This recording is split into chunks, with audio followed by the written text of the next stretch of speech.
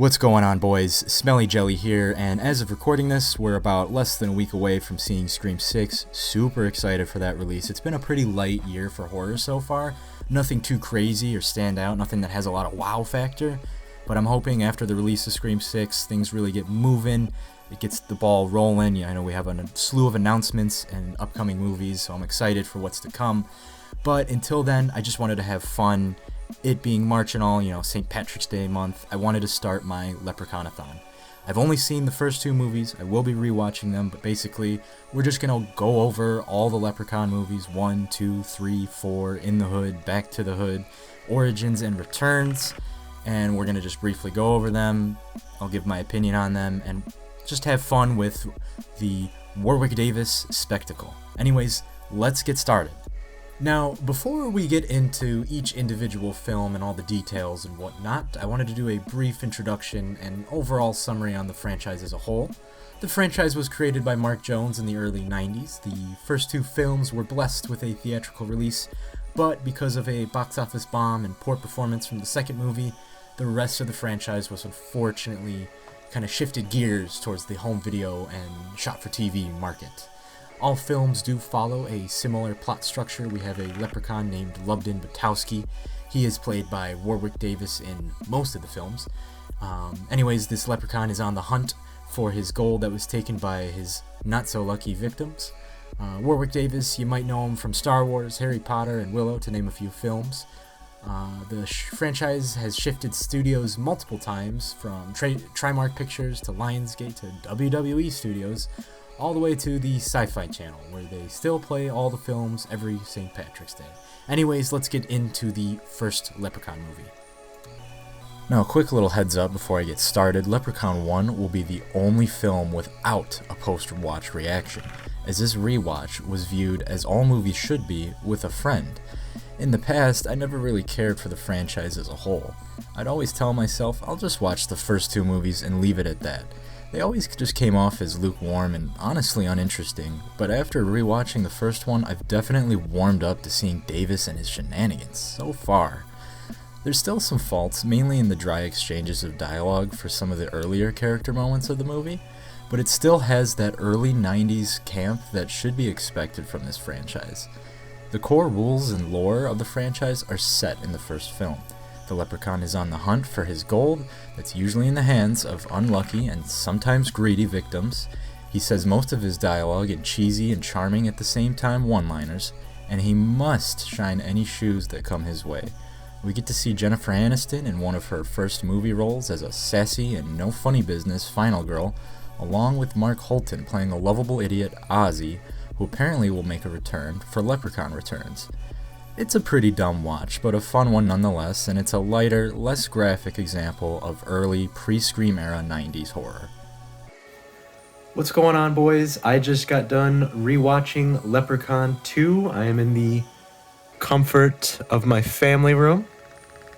I have to tell you, that movie, whereas the first one kind of feels like a horror movie that stars a leprechaun, this one feels more like a St. Patrick's Day horror movie, which I really like. Leprechaun 2, as stated in my post-watch reaction, really nails the head on the St. Patrick's Day aesthetic, even more so than the first film. Having a scene with the leprechaun at a bar on the holiday itself felt like a much-needed-to-be-shot scenario, and I'm glad they were able to provide it to us in this film. We also get glimpses at the living quarters of the leprechaun, as he kidnaps his bride-to-be, doomed to live out her days in a cramped, Hobbit-esque home. Again, the set piece only adds on to the holiday horror nature of the franchise. The plot itself is a bit more complex, but not nearly as compelling as the simple nature of the first film.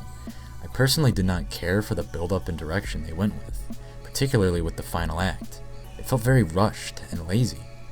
The effects are bloodier and remind me of a Diet Brian Yuzna sort of ordeal, not as gory as Yuzna's early 90s work, but still provided laughs and entertainment throughout.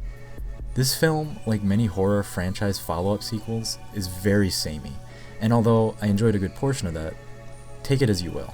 What's going on, boys? I am still in my living room. As you can see, I just got done watching Leprechaun 3 for the first time.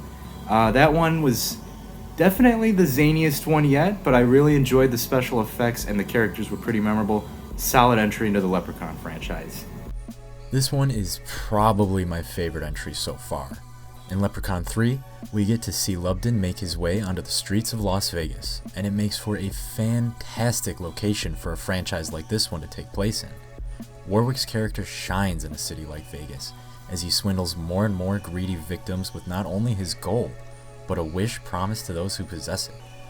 3 had some of the most memorable non-Leprechaun performances, particularly from John Gattens as main character Scott, John DeMita as fame-hungry magician Fazio, and iconic Scream Queen Caroline Williams as Loretta. The effects play hand in hand with the typical desires many of the victims wished for throughout the movie. Standout display going to, spoiler alert, Loretta's kill. This one really putting out on display the focus on body horror in the pre-Scream 90s era. While not nearly as focused on the holiday as the films to come before it, this one was a great roller coaster in nature popcorn flick. Definitely the one I want to come back to any time of the year. Okay, just got done watching Leprechaun 4 for the very first time. And look, with the third movie, you honestly could have convinced me that was a theatrical release. This one, huge dip in quality. Definitely can see that it's a direct-to-video movie. Did I like it? Let's stick around and find out. Look, these movies aren't traditionally good movies by any means, but Leprechaun 4 in space was a dip in quality even for my taste. Don't get me wrong, some scenes did make me laugh. There's a clear sense of self-awareness going on throughout the film, and there's a charming idea of not only the horror, but just the general 90s cultural zeitgeist here that I could appreciate.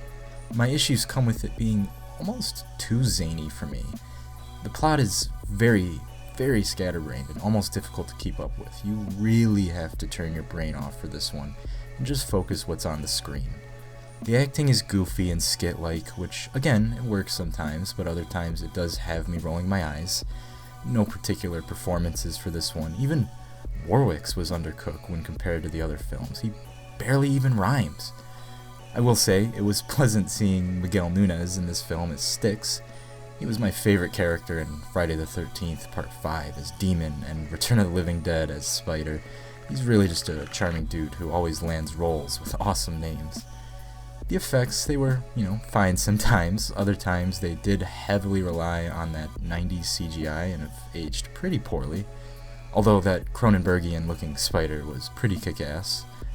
All in all, Leprechaun 4 really aims to appeal to the so bad it's good crowd, which typically I'm all for, but I think it's a bit too derivative from what I enjoy from the franchise so far. I didn't hate it.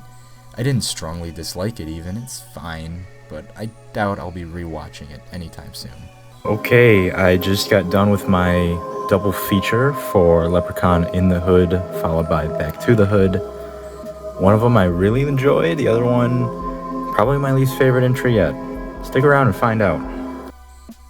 Leprechaun in the Hood, like 4, is very much derivative from the earlier films conceptually, but this time I showed some initial interest in the premises. 3 rappers steal a golden flute instead of a coin from a big wig hip-hop exec, not knowing it was originally possessed by the Leprechaun himself. The issue at hand was with the execution. The story had a lot of downtime without the Leprechaun, and while I was willing to give it a shot at first, over time it really began to drag on. There's some fun, goofy scenes, like the time when Warwick smokes a joint with the antagonist, played by Ice-T, or the rap battle he has as we approach the end of the movie. There isn't a whole lot I could go on with Leprechaun 5, simply put, because I was bored for most of the film. The writing at times hasn't aged well, whereas other times it's just sloppy, even for the level of a B franchise. The effects are also not on par with the rest of the franchise. Sure, we don't have any cheap-looking CGI spaceships, but most of the kills, not all of them, were pretty bland. I've seen worse, and I mean much worse, middle of the franchise horror films, but In the Hood is my least favorite of the series, so far.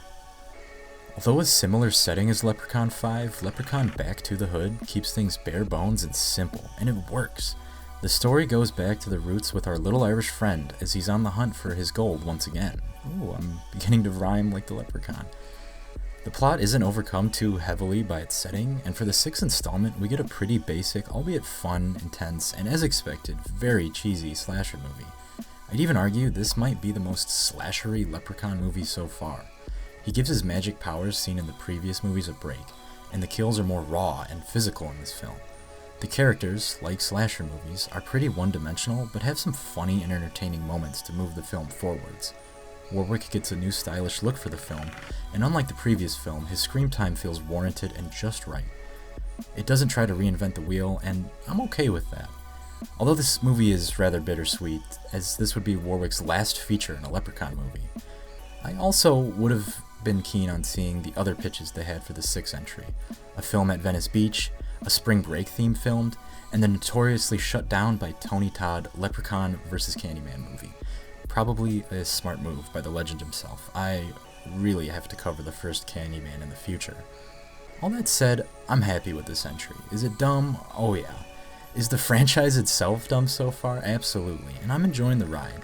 Now let's see how the final two entries fare without Warwick in the leading role. Okay, I just watched Leprechaun Origins, and to nobody's surprise, that was the worst one. It was boring, it was dull. Nobody who asked for a serious Leprechaun revival / reboot. Fun fact, the movie has a 12-minute credit sequence. Why? I do not know. WWE Studios' Leprechaun Origins is without a doubt the worst entry in the franchise. These aren't good movies in a traditional sense, hell, not even in a B-horror movie sense, but Origins saps the soul and fun out of a silly and endearingly dumb franchise. The film flops on a ton of levels. A typical generic plot that adds nothing interesting to the franchise as a whole, one-dimensional characters that I neither rooted for or was satisfied with any of their deaths, technical issues like a cheap and ugly lighting, nasty-looking coloring, sound effects, and a score that pack no punch, sloppy CGI, and most importantly, no Leprechaun, at least in a traditional sense. Instead, we get this goblin creature that has predator vision, and to really salt the wound, he's played by WWE's own Hornswoggle. I would kill for a proper remake with Hornswoggle. I respect when a director, in this case Zach Lipovsky, has a new vision for a franchise that usually plays it pretty safe, but was anyone asking for a serious and dark Leprechaun reboot? Luckily, owners of the IP apparently learned their lesson, as the made-for-sci-fi channel entry, Leprechaun Returns, is a return-to-form requel, continuing the story of the first film and the first film only, akin to requel igniter Halloween 18. Okay, everybody, I just finished the last Leprechaun movie. It was a double feature night. I moved downstairs after doing Leprechaun Origins, and funnily enough, we went from the worst movie to the best one. This one was absolutely fantastic. Total blast. Typically, before I watch any horror movie, I like to look up the director's filmography to get a glimpse at their overall vision for filmmaking. And when I saw that Steven Kostanski directed Leprechaun Returns, I knew I was in for a hell of a gory good time. The guy who directed Power Rangers mixed with an 80s splatter twist, Psycho Goreman? The guy who co-directed one of my favorite cosmic sci-fi horror movies, The Void? There's no way this entry isn't a recipe for a fantastic watch. And it was! Leprechaun Returns, the final entry so far, continues the story of Leprechaun 1 around 25 to 30 years after the incidents of the first film. It has all the tropes that many requel films like to play around with, a basic plot returning to the locations of the original film, many callbacks and Easter eggs to scenes in the lore of the first film, and choice returning characters, in this case Mark Holton returning as Ozzy, and Heather McDonald doing voiceover work replicating Jennifer Aniston's character Tori. She did a pretty solid job at recreating her voice, well done. Sometimes these requel tropes can get pretty annoying and bland, but you could totally tell that Steven has a strong appreciation for the franchise, and a lot of love and care went into showing that on the screen. He knows what makes the franchise fun, and he honors that by creating a movie that doesn't take itself too seriously, while still capturing the same mood as the first film, repackaged for a newer audience. Speaking of new, we also get a new actor for the Leprechaun, played by Lyndon Porco, and he does an incredible job at continuing Warwick's legacy. Porco delivers the tone and dialect with ease, putting a smile on my face as he recites his deadly limericks to any victims that mess with his gold. Would I have loved for Warwick's return to one of his most iconic roles in film? Of course, but I respect his reasoning for rejecting the role, as he wanted to distance himself from horror movies while his children are still young, claiming that he wouldn't be opposed to returning to the genre when they're at least 18. The cast of victims in this film are also some of the most hilarious and witty ones yet. I enjoyed pretty much most of the performances in this film and the character archetypes portrayed. If you're not familiar with Kostanski's work in film, he's most famous for his special effects, and we could clearly see that with many of the creative kills on display in Returns. I love when I'm able to say to myself, that's a first for me, for a new and inventive death in a horror movie, and I kept saying it throughout this one. They're bloody, absurd, bombastic, and in your face. The special effects in this entry are some of the most memorable of the franchise, aside from definitely the pogo stick. Leprechaun Returns is a love letter to the franchise as a whole, and I could confidently say the final entry, again, so far, is my favorite one yet. Kind of a rarity for the genre. And there you guys have it. What did I think of the Leprechaun franchise as a whole? It's about what you expect about a horror franchise about a killer leprechaun. You know, it's dumb, it's silly, it's lighthearted, it's fun. Some of the movies are clunkers, and I probably will not be watching again anytime soon, at least. Other movies, yeah, I'll throw them on throughout the year, or, you know, I definitely want to do, like, 1 to Returns every March. I think that I always do, like, I love holiday horror, and I have constant rewatches for certain movies. I think for March, I'm doing Leprechaun 1 into Leprechaun Returns at the bare minimum. I had fun with it. Here is my ranking right here. Let me know what you guys think of the Leprechaun franchise. Which one's your favorite? Which one's your least favorite? Don't forget to like, comment, subscribe. That would be fantastic. Let's talk movies in the comments down below, and I'll catch you boys next time.